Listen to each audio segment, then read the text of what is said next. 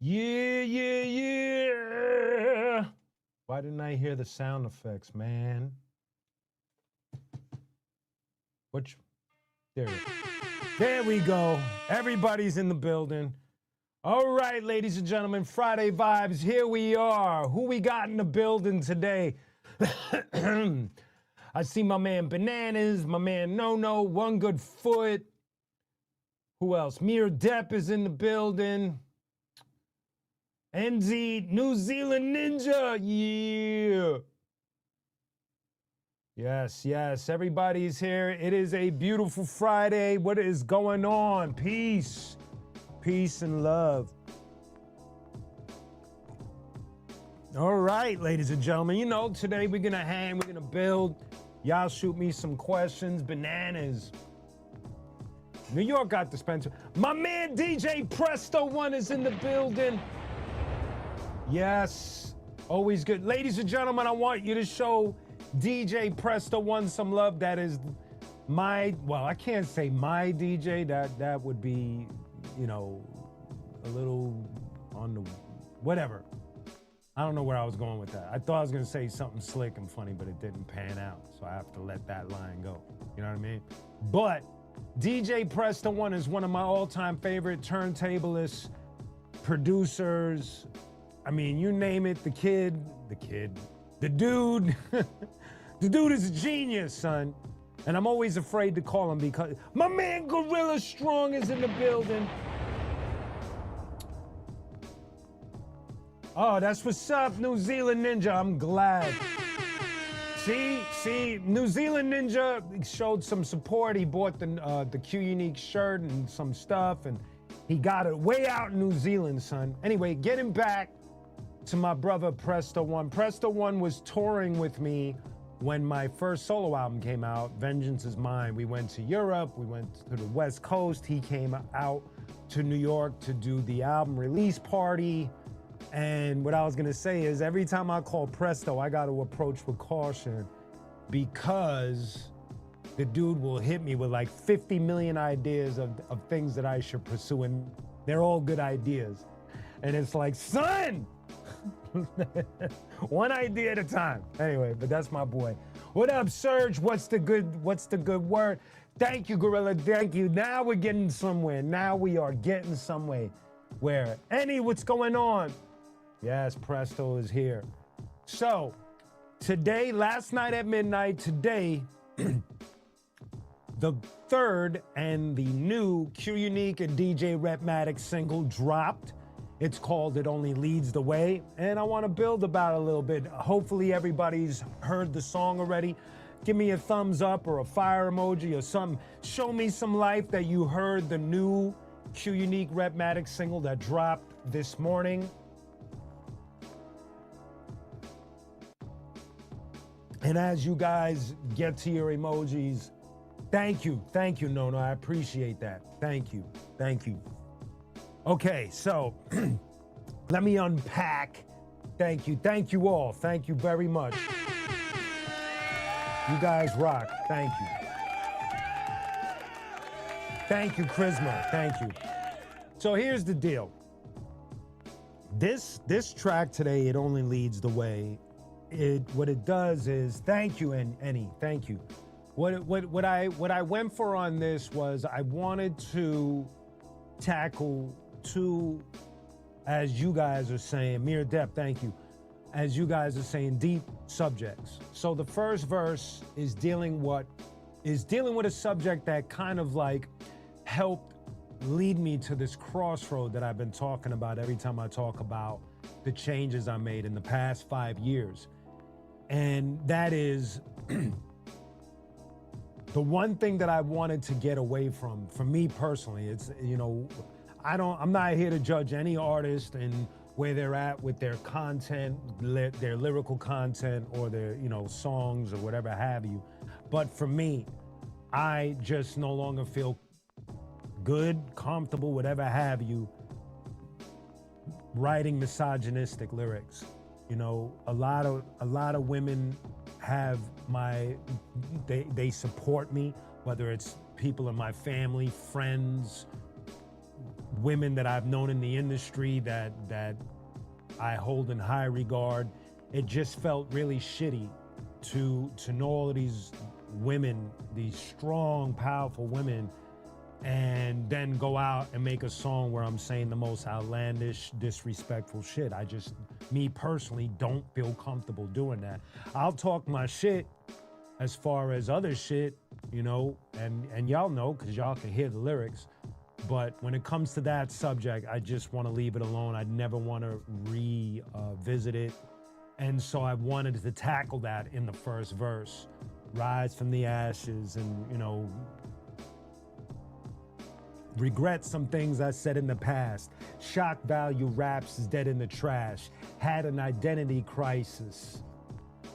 You know, just really getting into that, because I think that what stirred it up was just being foolish enough to follow certain trends or to follow certain artists that I found at that time very influential or just inspiring me to either raise the bar from their ignorance or just wanting to be the most ignorant dude in the room, you know? And for me, it's like, that's it, that's enough. And so that's what the first verse tackles.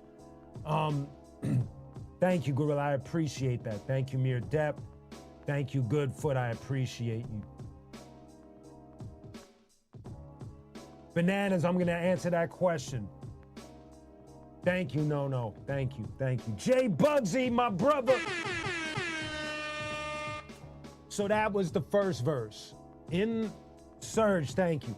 So in the second verse, what I tackle is what I feel, and I don't feel like I went too in depth with it, but I wanted to talk about where I see hip hop.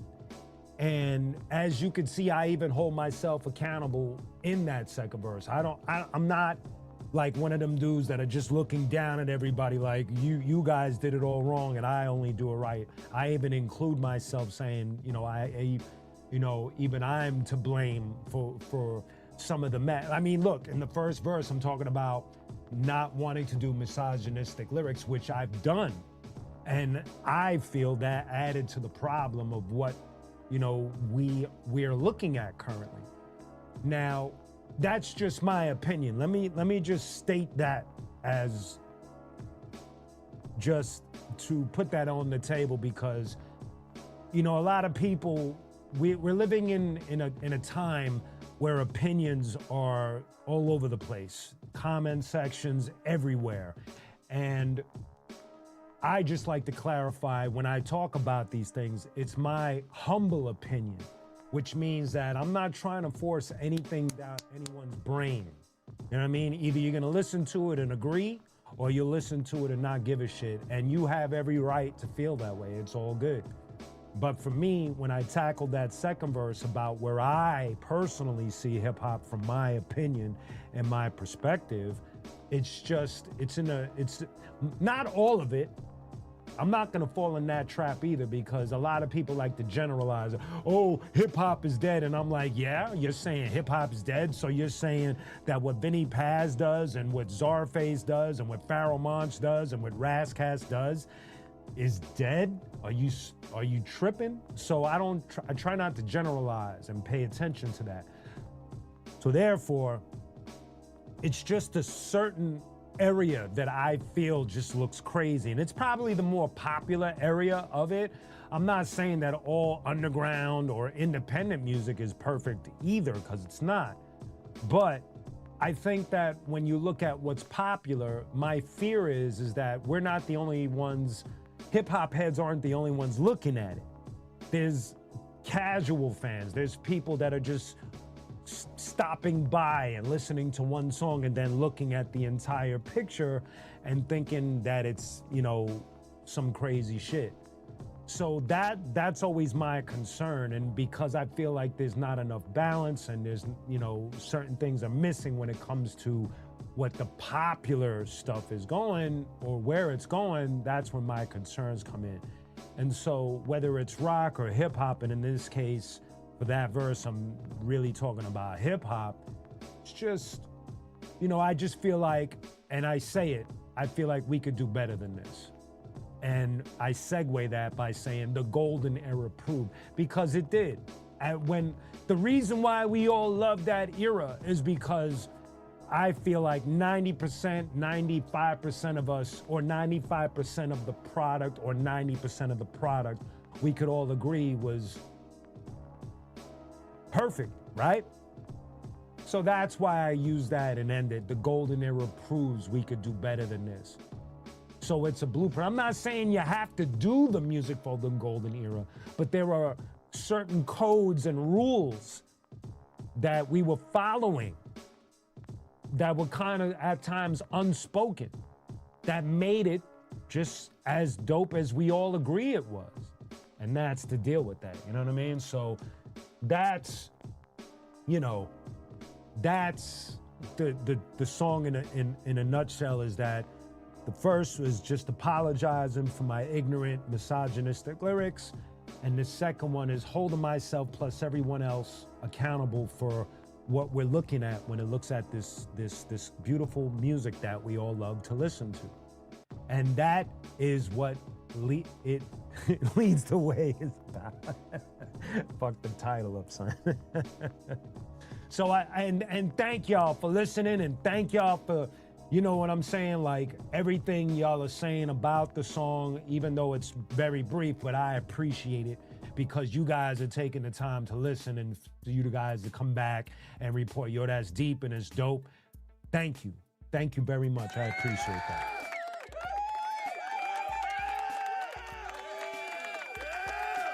Thank you. Thank you, Jay Bugsy. No, yes, I would agree with you, but not fully.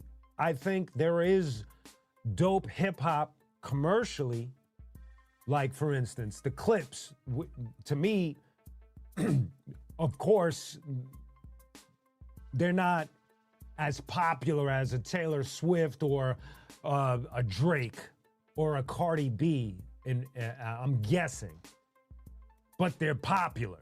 And they're way more popular than I am. And so, and they're in that mix. They show up there. They do the big shows. They do the big TV shows. Their music has the numbers. Pharrell produced their latest album. So obviously, I can't consider them, me personally, I don't consider them underground, although they're extremely skillful, as most underground rappers are, but they're representative of the more popular side. And so that's where I would beg to differ and be like, well, there is dope popular rap music, whether it's the Clips or Kendrick, or you might like J. Cole or Run the Jewels, or, you know, these are more bigger than the names that I mentioned. And so that's why I don't like, I try to not generalize. That's what I'm getting at. You know what I mean? So, Gorilla's crazy, man.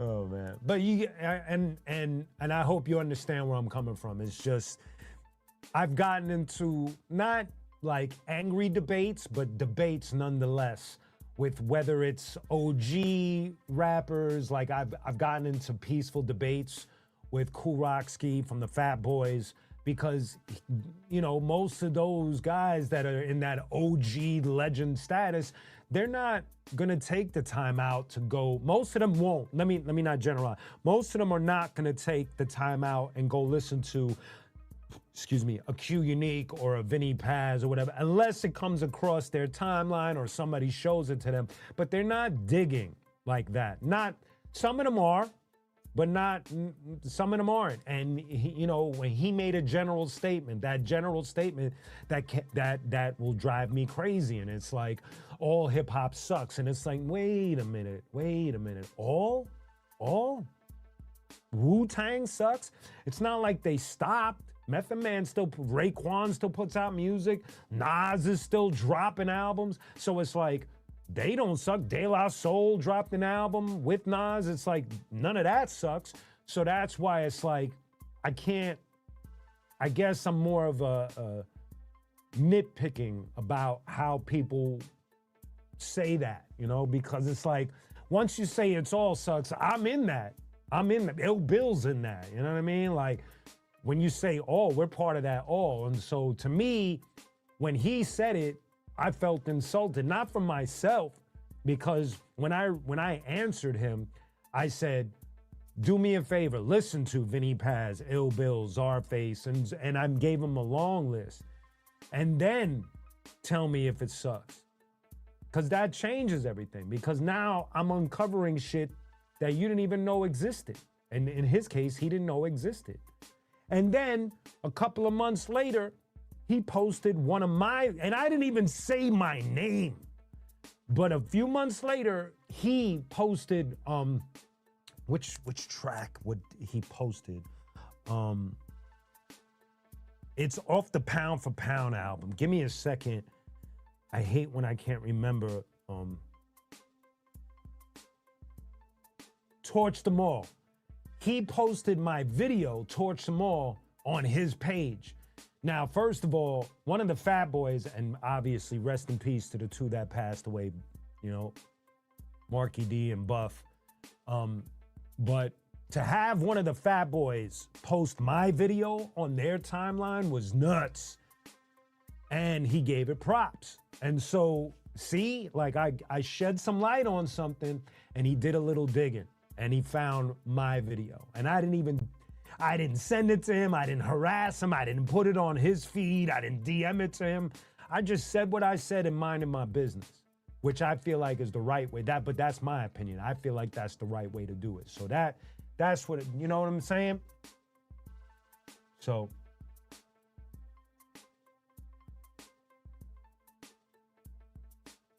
Yes, Jay Bugsy, you know the deal. You was there.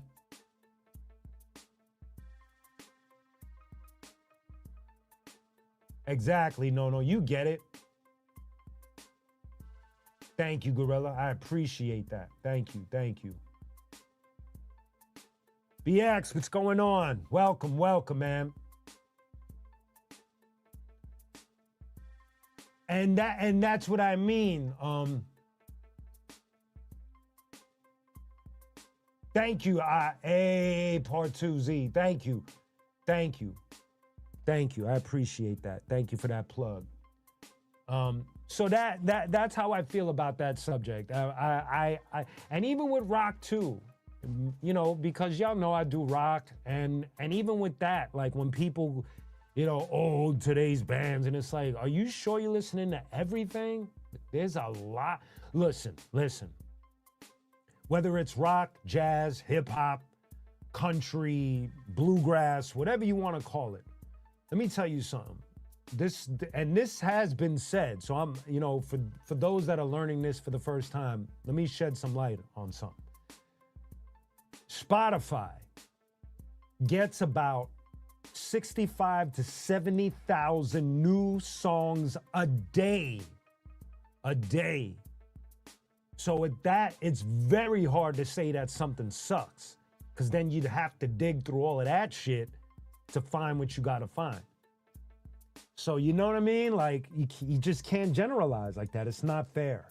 To me, it's just, in my opinion, it's not fair. Y'all could do whatever you want. Obviously, I respect that.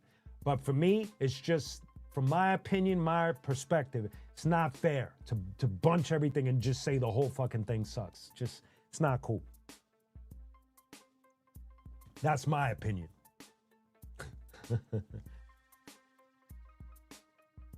Bananas, country gets in your feelings. Yes, I do, Bananas. Thank you, A. So,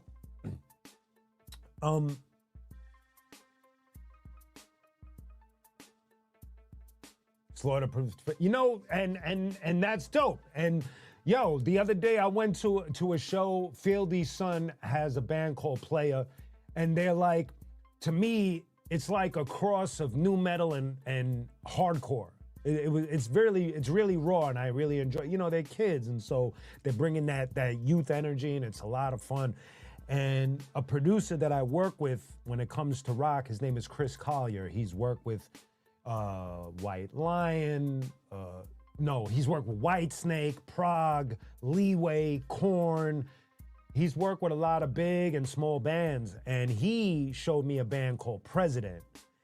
And it's not for everyone. It's initially when I heard it, it's a hybrid. Like where they go with their music is like interesting because it's like, excuse me, it's got like a pop urban feel to it, like a sliver, and then and then it goes into some really heavy riffs. I think what I took away from it is that, but it's very polished. It's like really mixed really well, like almost like superb perfection. And the guy, the lead singer, has a very dope vocal tone, and the riffs are dope, and it's layered really, it's really super layered. And what's up, son?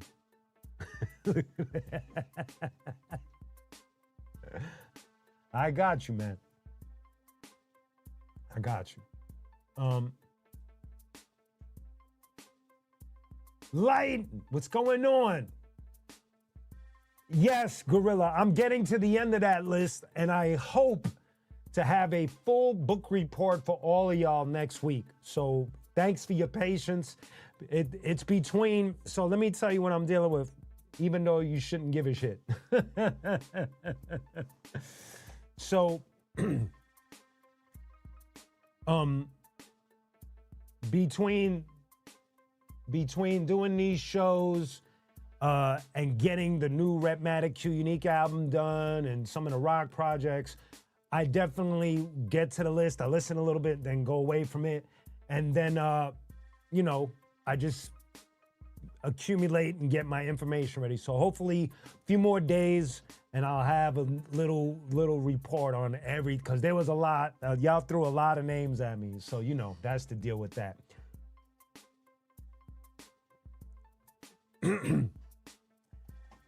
Yeah, man. I think. Great, no. I appreciate it. That's dope, man. I'm ready for it, man. That, you know, I'll handle the business as best as I can, man. All right, Jay Bugsy. Now, okay, I was waiting.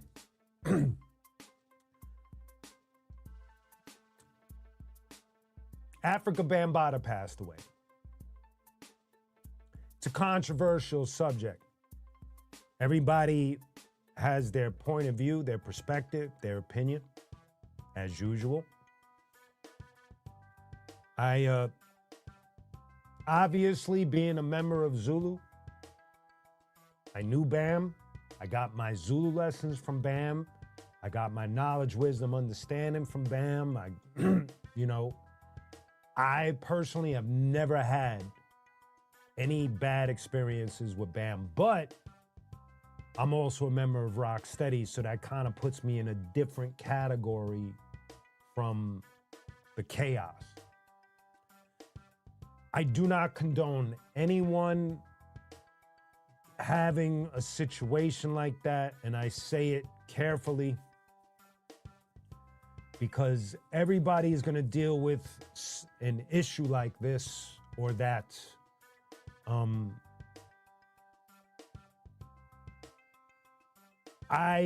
If I had to look at it from just different perspectives, this is a tough one to answer.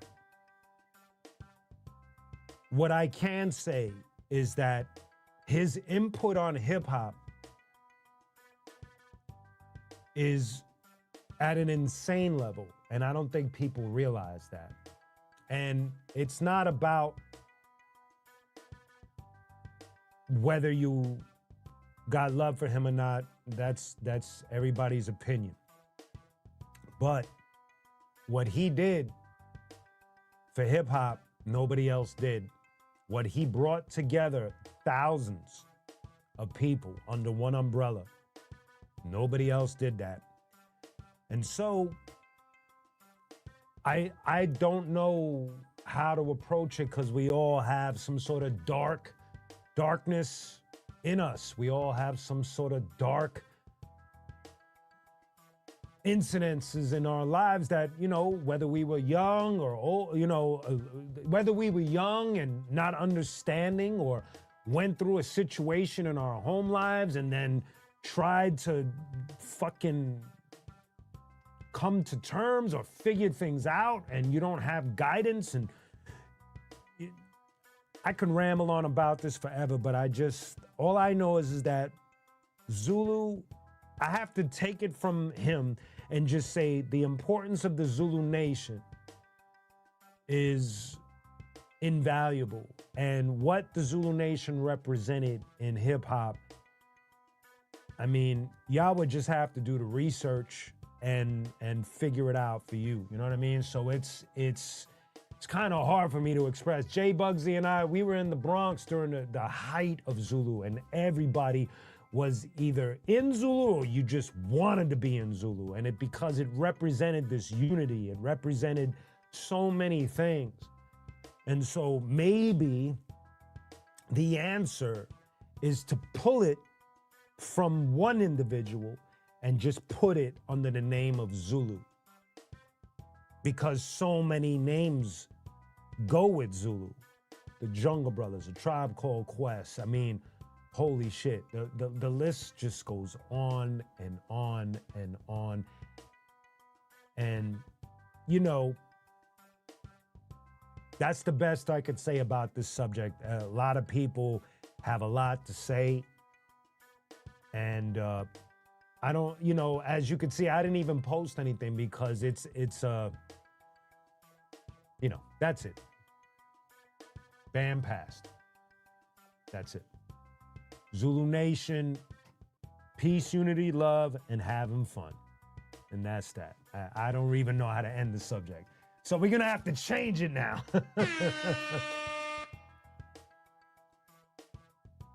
Exactly. And no. And that's the deal. It's just when you know somebody or you knew somebody and you never saw that side of them, and you know that there's so many gray areas and so many unfortunate things and things in your own personal childhood or whatever have you, that you're just like, fuck, man, it's such a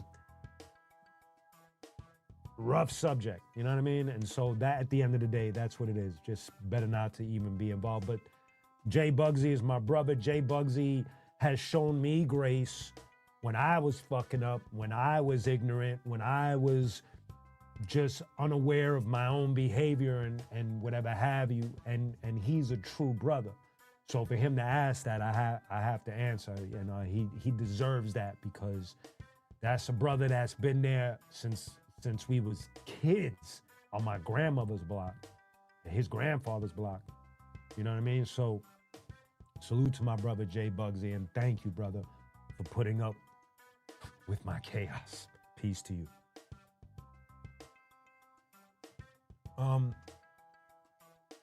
And that's it. Thank you, Goodfoot. All right. So, getting back into the Q Unique Rhetmatic album, man. So Rhett, he's finally been sequencing the album. And so what he does is he puts all of it, which should tell y'all something. That's the signal right there. The album is, I'd say, look, we got all the features. We got everybody's verses. So the door is closed. We got all of that. Now we're just waiting for, I think it's, 1, 2, 3. 3 songs are going to get mixed. 2 of them have some major features on them.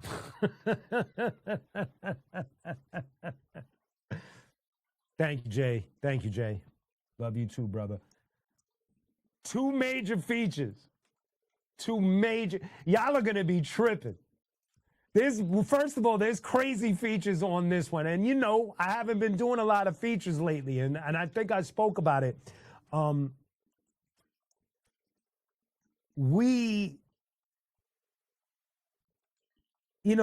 I've put out a couple of albums, Pound for Pound, Royal Blood, and I didn't really go feature crazy. So on this one, got a few features on it, man. Got a few dope features. I mean, you already heard the Elemento joint, and he came ready to fucking rock. And on Sunday, we're actually doing a video for Fire Vision. So stay tuned for that. And then obviously, I'm probably gonna have to shoot something for It Only Leads the Way because you know, people dig it. You know what I mean? So I gotta keep it going on. What was the hardest verse took you or song?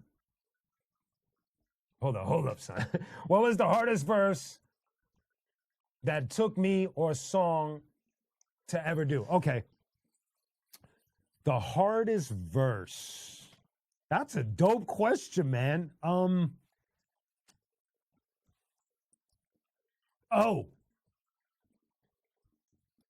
Now I got the answer for that. Jay Freedom, what's up, son? Okay. This is going to be crazy. That's a dope question. The hardest verse for me, the hardest two verses for me to record because my emotions went insane is when I did 133rd Psalm. I think I must have cried about 5 or 10 times. Again, now we're going back into a serious subject, but it's a dope question. It was just, you know, my brother passing away, and then here I am doing this song about him. So, and it's crazy because it was a chain reaction. Recording the verses, I was crying. Getting the mix back, I was crying. When I was watching the video get edited, crying. And then actually shooting the video, crying, because on that song, when I do songs like that, and I've told y'all this before, when I've done 133rd Psalm, the setup, whatever have you, these are very honest songs. I'm not embellishing on anything. I'm not fabricating anything. I'm not exaggerating on anything.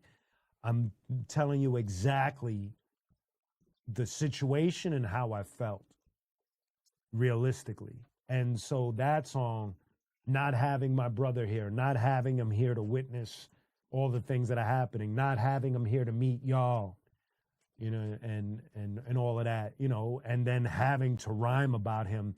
When you're doing a song, you don't do the rhyme once. You rhyme it a few times to get it as solid as you possibly can. And so when you're repeating these kind of words over and over, it does a lot. It's you're going through you're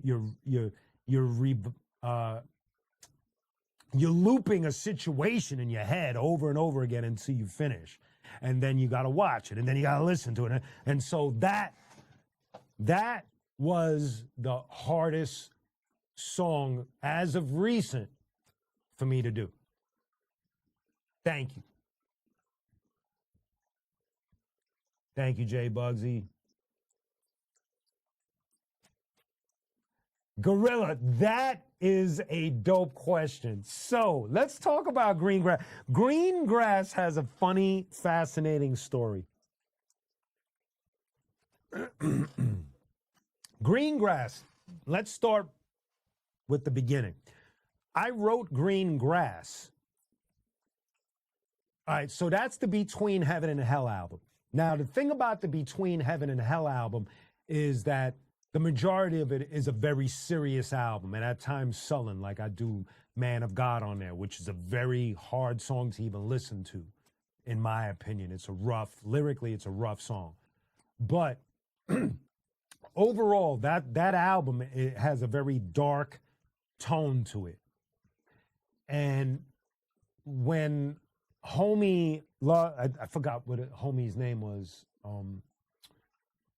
but when the homie gave me the beat before it became Greengrass, as soon as I heard that beat, I knew that I had the opportunity to write something light for Between Heaven and Hell. I needed something to relieve the listener from all of the gray skies on that song, on that album.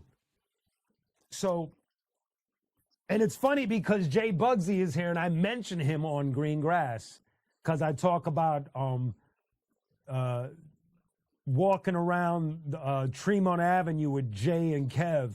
That's Jay Bugsy is the guy I'm talking about on Green Grass because all of our well, not Kevin, but his family and mine, they were partying, man. They were partying, man. So one of the pastimes was weed. Everybody was smoking weed, and my father was damn near Rastafarian at that point. He smoked a lot of weed when I was a kid. I used to, and I say it on the song, my father would come home a little nickel bag, a little dime bag of weed. He'd get out a vinyl cover, open up the bag, put it on the vinyl cover, and he'd give it to me and say, yo, take the seeds and the stems out. And I was a child, man. I'm pulling out seeds and stems and making it all nice for him. And then he took it and rolled it up in his little joints. And that was my experience. So everything you're hearing on there, again, is based on, now, I didn't smoke weed to write that. I was more reflecting of my journey, my early journeys, my early journey in Weedville. And, you know, everything from, like I said, with Jay, you know, being on Samson and Tremont and all of that, and, you know, getting into trouble and everybody in our family partying hard and all of that, to, you know, getting into weed myself and being on tour with the Arsonists and being high as shit in Amsterdam and being scared to even cross the street because I'm paranoid with Jice and all of that. And what's crazy about that song is, like I said, I wrote it just to write something lighthearted for a very dark album. And I don't know what made me think to do a video for it, but the director, Ian Pons Jewell, who's from the UK, when I saw his work, I sent him the song, and he came up with that whole idea. That none of that is coming from my brain at all. And wait, let me just make sure. Thank you, Jay Freedom. Hold up, let me just make sure I see everybody. That's right. There we go. He see what he's saying? All right, so Gorilla, here's the deal with the video now. So Ian is in the UK. I'm in Brooklyn. We already shot the video for Crack Arrow, which is part of Between Heaven and Hell. And Destroy, he directed the Mr. Lopez video. And then, so Ian, when I spoke to him after looking at his work, he said, all right, this is what I want you to do. I want you to sit in a chair with green screen behind you. Don't move. Just rap straight. And the only way you express yourself is through your eyes. So I do that. And again, I didn't know he was going to do any of the things y'all saw. There was no treatment. He just took it and had an idea. So he sends me the video back. And obviously, the first thing I noticed was that the production was high. Like, he murdered it. Like, the look of it, the quality of it, the fact that he got 2 actors, and the fact that the entire video was done in one take as they're walking through the streets of London is pure insanity. And in many ways, it's kind of genius because all they had to do was, body language with the guy that's wearing that green screen mask that Ian made, and the other actor is just being cool and funny and stuff. And they killed it. And now here's the punchline. When I got the video back, I was on tour with Nonfiction. And Eclipse was like working with me. He was like the voice between me and Fat Beats whenever things had to get, hand. Because at that time, Fat Beats was distributing Between Heaven and Hell. So when I got the video, I opened up the laptop, me and Eclipse is sitting there, we put it on. And you got to understand, I never seen anything like that before. So me and Eclipse are watching it. We're not even reacting yet. We're just watching it. And when it ends, I look at Eclipse like, what the fuck did we just watch? We were so confused because we never seen anything like that. And Eclipse and me was like, do we even roll with this? And lo and behold, what's crazy is that we finally was like, fuck it. And it becomes the most streamed Q Unique video ever. It's almost at 1 million. It's like at 900,000, whatever. And the video just catapulted, and I there was no gimmicks, we didn't boost anything. It wasn't that time. This is like what, 2011, 2010. So it was like they uploaded it and it just took off, and it's crazy. You know, it's one of those songs that I had no predictions. I had no outcome in my head or anything. If anything, let me tell you, I'm gonna be real with y'all. The video that I thought was gonna explode was Mr. Lopez, because the production on that was intense. We had actors just like Greengrass. We rented locations like the Bodega. We was in Brooklyn. We was in Bushwick. We was in the cemetery. Like the whole thing was cinematic in many ways, but it didn't punch the way Greengrass just fucking took off. And I'm grateful for Ian because he had a vision. I gave him the space to work, and he obviously murdered it. So thank y'all for loving that video, man. What's up, Tanya? What's up, Andrea? Welcome, welcome, welcome. So that's the story about that, man. It's such a trippy, and what that means is, in many ways, and I wanted to talk about this today. When I was doing Fridays in the Car, when this show used to be called Fridays in the Car with Q, I would always come to this point where and I'm here now, I just want to be as encouraging as I possibly can to each and every single one of you for a second. We all have a passion, big or small. Sometimes we don't even know we have it because we're not paying attention, but we have it. And what I would like to encourage you to do is shoot your shot. Shoot your shot, man, because you just don't know what tomorrow is going to hand you. And you just don't know where your clock is at, your life clock. And so do your best to get past your fears, your doubts, your laziness, your overthinking, and shoot your shot for whatever it is that you're passionate about. I don't care if it's juggling. I don't care if it's a yoga instructor, a carpenter, a painter, a poet, whatever you got in you, law school, an accountant, I don't care. Wherever that passion is, pursue it and shoot your shot. Trust me on this. Trust me on this. The story of Greengrass was us just shooting a shot.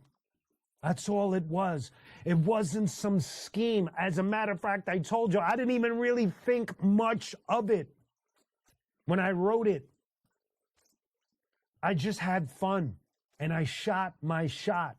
And it ended up becoming one of the most streamed songs and the most streamed, viewed Q Unique video in Q Unique history. All because I shot a shot, and I wasn't even, no plan. I just knew that I wanted a song that wasn't scaring people, and that was it. When you see me doing rock, if you see me doing anything else, if you ever one day see me acting in a film or a TV show, or whatever have you, or I'm doing something like this album with Rhett, which was never a plan for me, I'm shooting a shot. I have doubts. I have fears. I have all of that, just like y'all. But I get in my head and I tell those doubts and fears, I tell them to shut the fuck up after a while. It gets boring to me after a while. I'm going to shoot my shot. Just do it, man. I don't want to get on some, that slogan shit, but shoot your shot. Please. Not for me, for your sake. You know what I mean? For reals.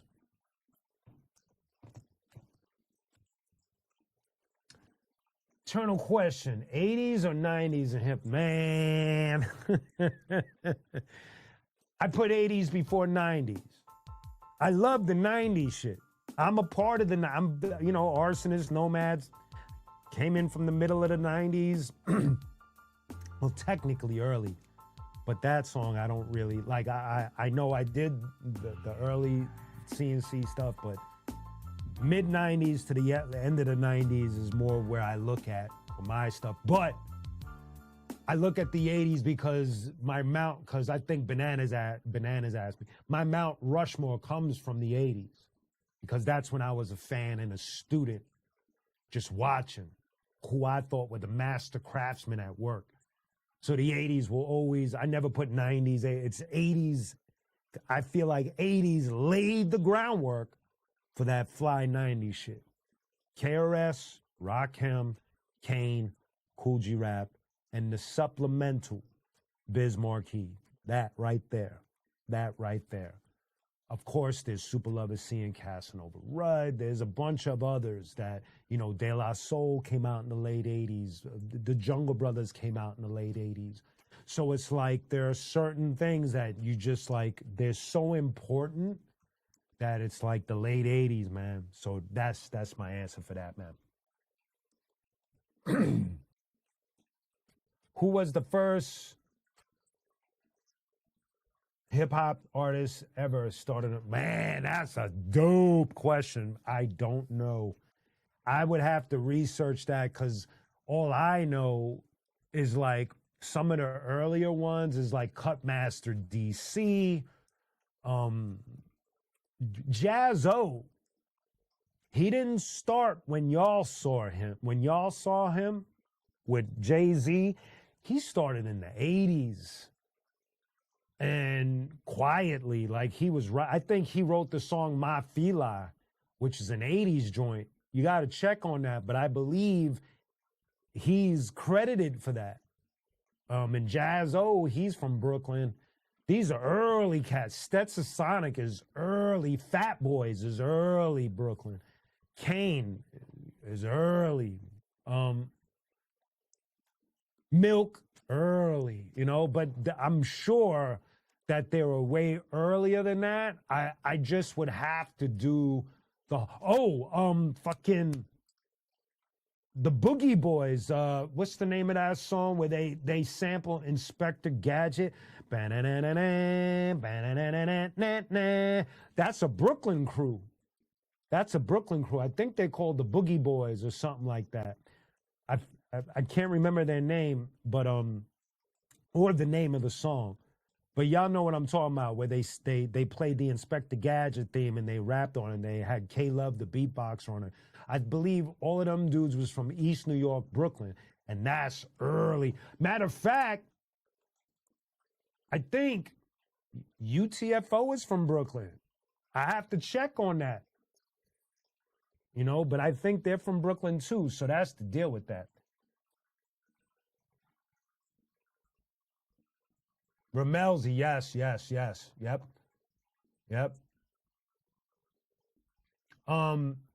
Mantronix. I don't know. For some reason, I always thought Mantronix was from the UK. Somebody's going to have to research that for me. But Mantronix, if he is indeed from Brooklyn, then obviously he's one of the earlier pioneers as well. But a lot of those names I got, y'all, is that's there's a lot of history from Brooklyn, man, obviously. So that's the deal with that. Dana Dane, thank you. Dana Dane is another one. Yes. I don't. Man, now that you said Dana Dane, I'm gonna dig a little more here. Let me see. I'm gonna keep on thinking as we talk, but yeah, we there's a lot of early names from there, man. UTFO is Roxanne, Roxanne. Bah. Can't you understand? I believe that they're from Brooklyn because, but I could be wrong, but I believe they're from Brooklyn because Full Force, wait, yeah, I think Full Force helped to produce them, and then Marley Marl came out with Shantae, and then Full Force came out with the real Roxanne. I vaguely remember all of this, but I believe UTFO was from Brooklyn. The Fat Boys are from Brooklyn for sure. And that's early 80s right there. I gotta check certain names. Like there's a name like Silver Fox, but I'm not sure if he was from Queens or Brooklyn. Now, Silver Fox is a MC that influenced Kool G Rap, but I'm not sure where Silver Fox is from, but do your homework on that name too. That's another name right there. Yeah, yes, hanging out is a dope one too. Um, Mix Mass, Pick Up the Pace is another one that they had. That was dope. Can't remember all the UTFO ones, but those are all dope. But obviously their biggest was the whole that Roxanne battle went nuts. When I went and looked at the homework for it, there was so many answer and going back and forth from different crews. Everybody got in on it after a while. So, but yeah, UTFO, Roxanne, which was Silver Fox, yeah, Silver Fox.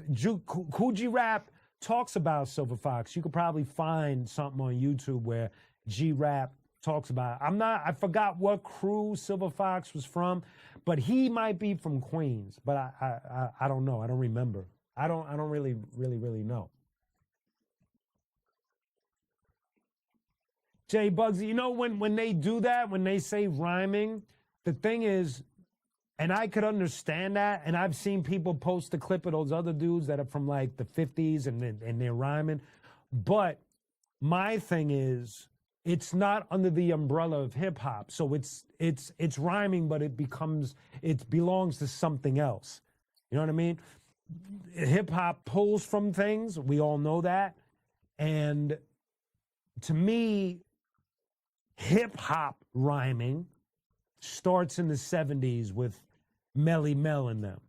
That's the history that I am aware of by talking to Melly Mel and Crazy Legs and all of them dudes. That's when hip hop rhyming, not just rhyming, but hip hop rhyming. Like sometimes people will see like some old tap dance or dance videos from the 40s and they're doing breaking moves and they'll say breaking started here. It's like no, that it's just a dance move. Breaking in hip hop started in the 70s. It might share moves coincidentally, or maybe a b-boy saw that move and brought the move over. But the breaking for hip hop starts in the 70s. Rapping for hip hop starts in the 70s. DJing and all of that starts in the 70s under the hip hop umbrella. That's my point of view. Gorilla, that is a dope question, son. I only saw the first episode and I was instantly in love. Instantly in love. To me,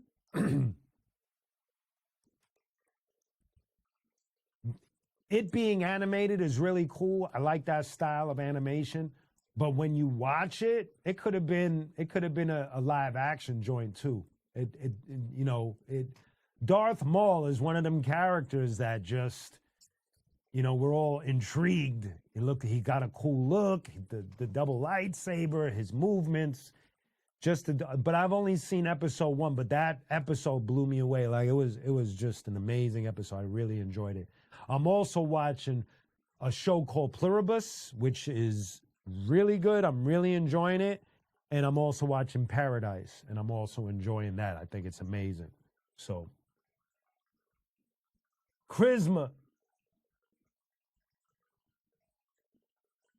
Yeah, Cold Crush Brothers, rest in peace to the homie JDL. Rest in peace. Yes, yes. I don't know if we yeah, I guess we did speak.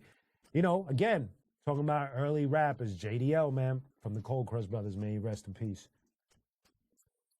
No, Gorilla, I have not. I have not seen all of the episodes to Black Mirror. I gotta get back into that. I gotta get back into Better Call Saul. I kind of like dropped the ball on that one. And I'm not a binge watcher, so a lot of these things take me long to watch. I just can't do it. I can't bring myself to binge watch. So, excuse me for a second. This shit is hurting. My in ears, son. Um, but there's so many dope shows out there. I didn't even finish the Alien series, man. I think I only watched like 2 episodes and then I got distracted. So that's what happened with me with that. Machiavelli, what's the deal, son? Welcome. You know what's another one I like? Fargo. First of all, I love the movie Fargo. I think is just one of my all-time favorite movies. And I watched the first season of it and I thought it was amazing. And then I just again got distracted, didn't pick up. So that's the deal with that. Charisma woke? I'm not sure the question.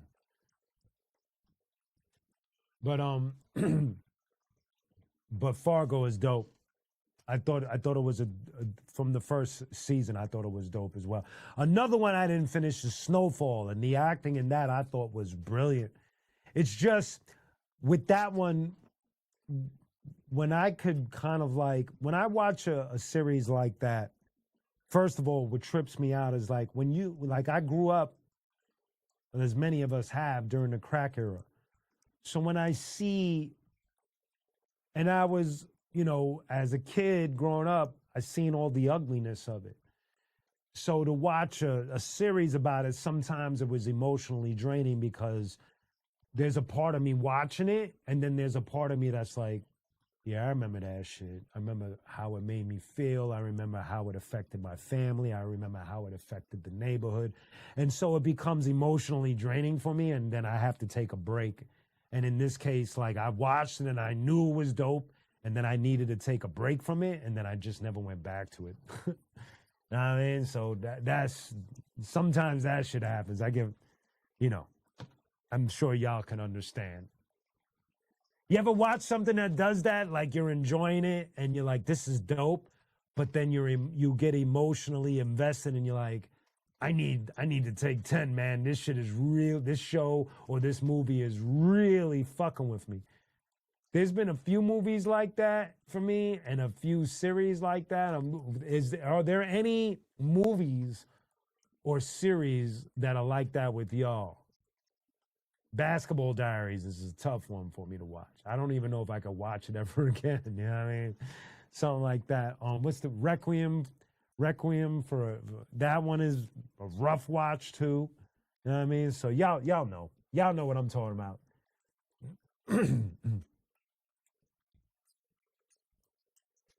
Exactly. No, no, you know the deal. Y'all know the deal. Dark is crazy. I never seen that. Is that the? That's not the same show as I heard somebody said that there's a show called Dark Matter that I should check out. I didn't, but I haven't seen it yet. Is that the one you're referring to?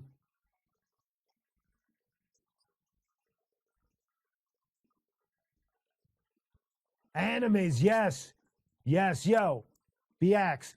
The one anime that had me like standing, like it's to me so well written, and I think I mentioned it before, but Death Note, that anime, you had me like on the edge of my seat. It was so well written, man. Like it's like holy, it's like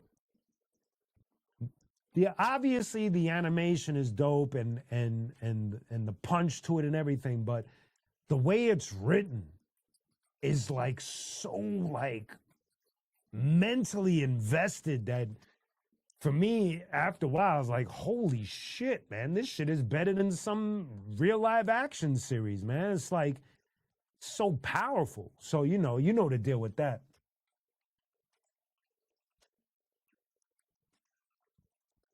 Oh, it's not the same? Okay, dope. Thank you. I didn't see the new Punisher series, and I haven't seen the new Daredevil series either. I got to get into that. I haven't finished Andor, which to me, in my opinion, is the best Star Wars thing to happen in years. Um, well, yeah, the best. I'm not saying that there are others that I don't like, but I definitely love Andor, and I love Visions, like the compilation of animated shorts or whatever you want to call them for Star Wars, and they have a strong anime feel to them. Those are insanely good.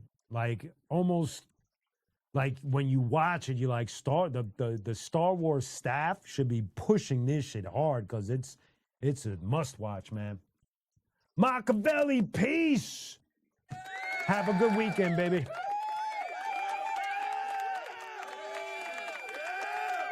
I never seen Westworld, but I heard it's like that, man. I heard about it. The latest comic, man. So I bought. Hey, yo, Stutters, are you around? Can you get me that omnibus that's on my right there, on my table right there? I have it just out on the table over there. I'd appreciate it so I could show my man Gorillas what I've been into. All right, let's put that there. So the first thing I want to say, yeah, Jay, I still got them shits, man. As crazy as my pops was, that's the one thing he got right. One of like, he's good though. I don't want to bag on him. He's chilling. I already bagged on him enough. All you have to do is listen to Vengeance is Mine. He caught it. Anyway, so Gorilla, or the rest of y'all, the first thing I want to give props to is Absolute Batman. I'm gonna have to join the I'm gonna have to hop on the bagging with that one. The wagon. Oh snap! Absolute Batman for me. The fact that they crossed anime and comic book writing finally, or at least for me, finally, was almost like a no-brainer. It's like, duh, because on just numbers, anime books do better than comic books by like 10 times the amount. So let's say a popular comic book sells in the hundreds of thousands, an anime book sells in the millions. So obviously they have a formula that really works, and we could all agree. And so when you read Absolute Batman and you see what they did, where they exaggerate on some anime level with the characters and the body structures, and you look at the Joker or how they did Killer Croc, or just the way they draw Batman and what he could do in his suit, and it's just holy shit. They took a risk, and it's almost like this version of Batman has almost pretty much deleted the OG version. It's crazy. Y'all really don't understand the impact the writing for this Absolute Batman is having. They've had to reprint it over 15 times, I think the number is. I could be off on that. I'm fortunate. I bought the first printing. That's the only issue I bought is number one, the first printing, and it's already up in the hundreds. And so it's just killing. That one, Absolute Wonder Woman, Absolute Superman, they're all doing great. And man, I can't say enough about it. To see somebody take a story and change the dynamic of the story that we've all been hearing for a million years, you know how hard that is to do to the fans there? It's just very hard to do. And so they did it. They shot their shot.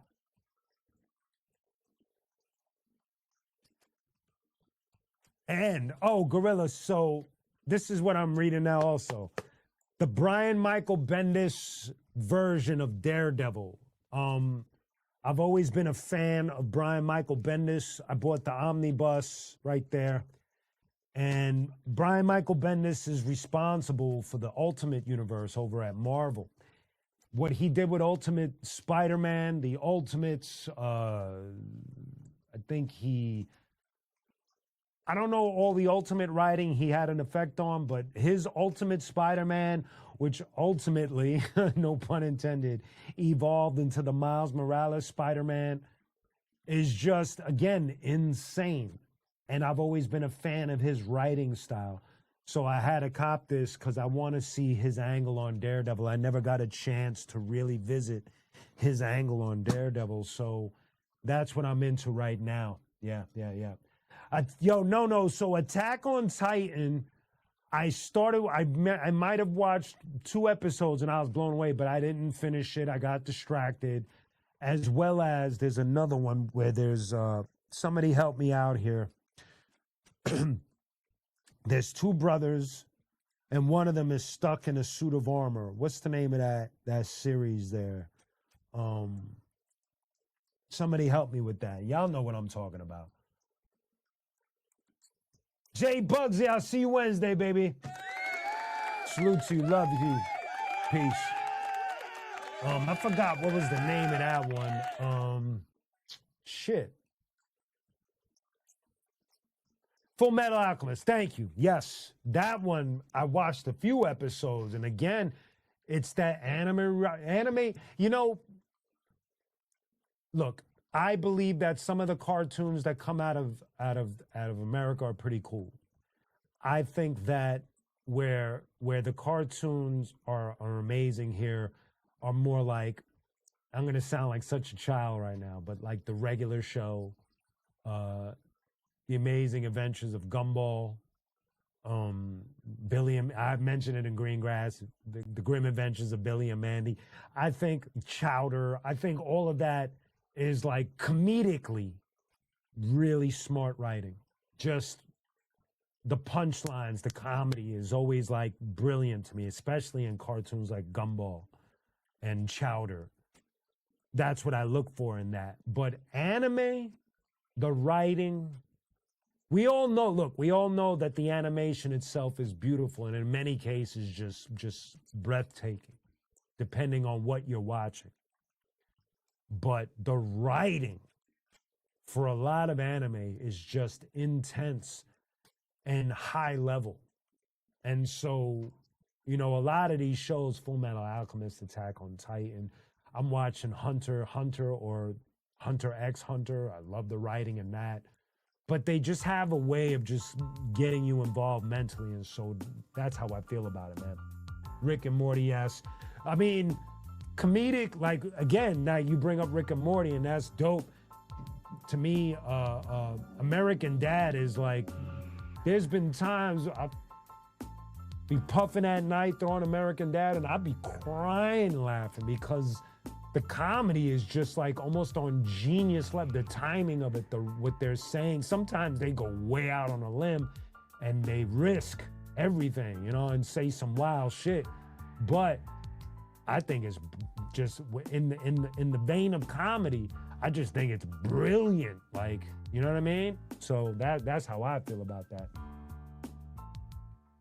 Yes, the Spawn animation, and somebody posted today that the remake of the Spawn movie, and I guess Jamie Foxx is going to be Spawn, I think. And from what I understand, the movie is finally written, and I hope they kill it.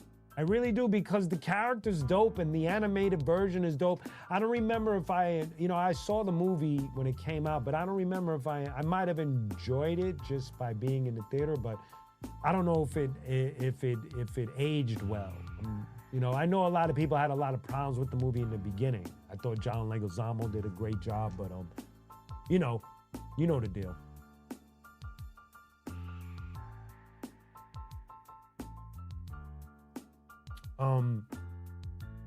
So yeah, man, anime definitely has my attention. That's why going back to Absolute Batman, That's why I think Absolute Batman is winning, because the writers were smart enough, and people have said it, the writers were smart enough to hybrid the shit out of it with anime. That's why it's got everyone's attention. That's why right now, Absolute Batman is the most popular comic book on the planet. Because they dosed it with anime. They use that anime approach, man. That it wins, period. And now, I don't know if it'll win all the time, but it won with Batman. You know? Gorilla, you know, and I met Michael J. White. He's a cool guy, man. I think he could have. You're right. I think they probably should have given him a do-over, man. He's got the chops. He could fight. You know, he's still in shape.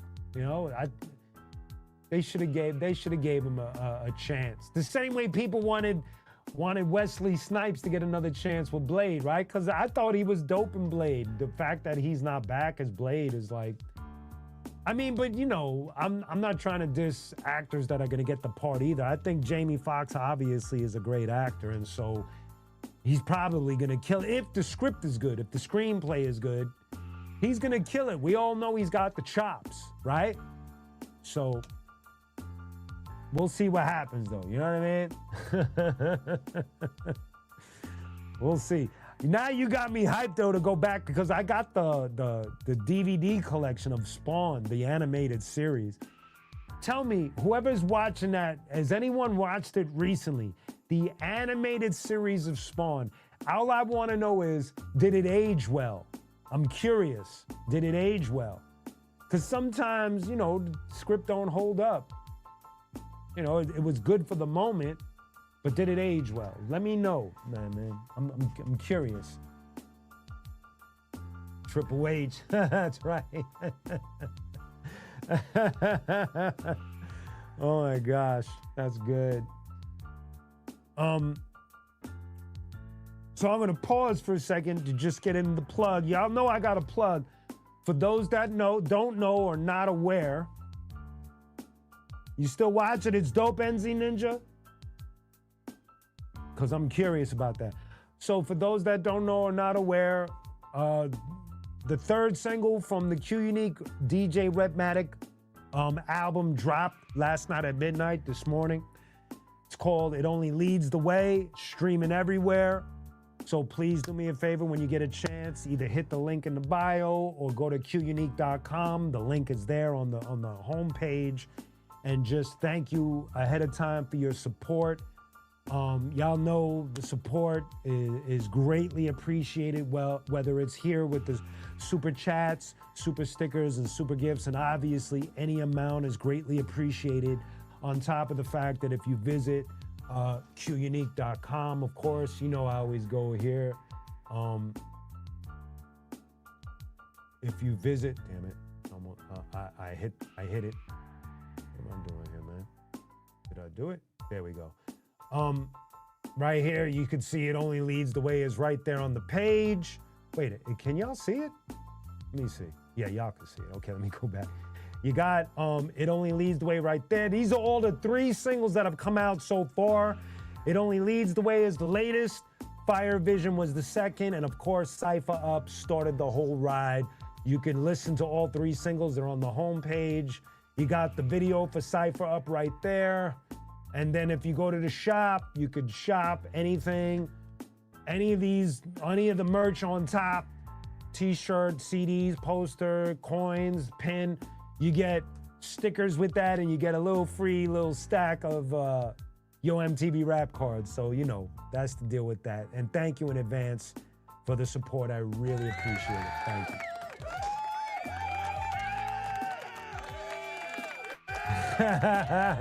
Thank y'all. Now, gotta get into it, baby. I got a fresh pack of Yo MTV rap cards. We cracking them today, son. These shits are childproof for sure. There we go. Got the plastic off. Let's get that in the waste. Want to see if I won something from 1991? Let's see. I'm gonna do the scratchy first. If I win, I'm gonna find Ed Lover and Dr. Dre. You missed the groove, make another move. Didn't win from 1991. Okay, time to reveal the cards, yo. Let me not look ahead. Get ready, y'all. Let's see who's gonna get. Let's see who's gonna get what. You got a Vanilla Ice? That's what's up, man. MC Hammer, another one for the packing. There we go. The GOAT, LL Cool J right there. Big Daddy Kane. Let it rain, and put pain and nothing to gain is in the wrath of Kane. There we go, Big Daddy Kane, damn it. Go. Run DMC, baby pa. Cool Chief Rocker. I don't drink vodka, but keep a bag of Chiba inside my locker. Go to school every day. Boom. Run DMC, Kings from Queens. Now, I never seen this one before. I guess I have, because this is a double. I have this. So somebody's going to get this in their pack. And that is, when you order from QUnique.com, of course, Bismarck, son. The Bismarck. Boom. Another Big Daddy Kane, man. Look at that. 2 Big Daddy Kanes. That's not bad. Now, here's one I never seen before. This is crazy. I definitely never seen this one before. This is very cool, actually. Daddy-O from Stetsasonic, man. What are the odds, bro? Like, that's dope. Daddy-O from Stetsasonic. There's a true legend right there. True Brooklyn pioneer, man. Stetsasonic, man. Boom. Here's another one I never seen before. This is dope, man. Tony D. He was a big-time producer right there, man. Let me read this one. Tony D. Tony D is not only known for his rapping skills, but he is also an established producer. He has produced cuts for Poor Righteous Teachers, YZ, and King's Son. Boom, right there, Tony D's, just to let y'all know. I never seen this card before.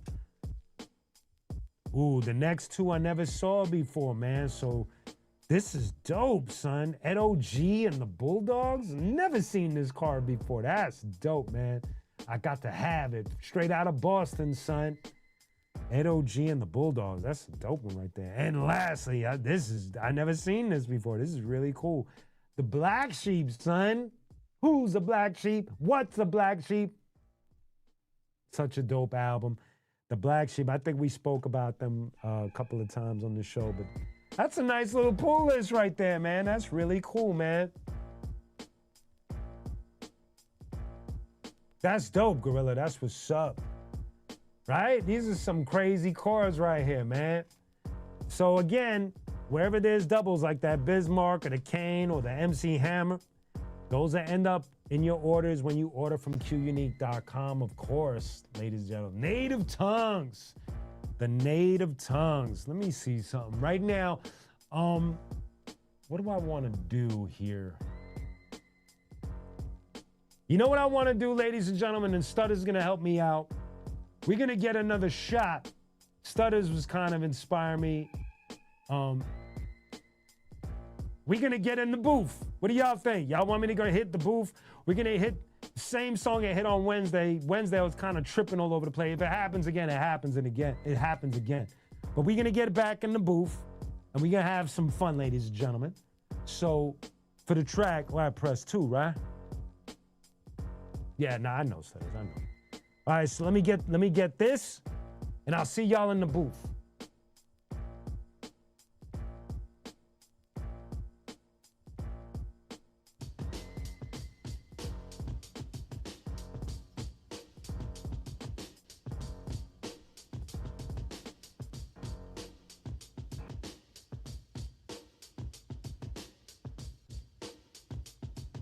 What up, y'all? All right, now I'm in the booth. I kind of got lost in the beat for a second. I was thinking of the lines, hoping I could get it right this time.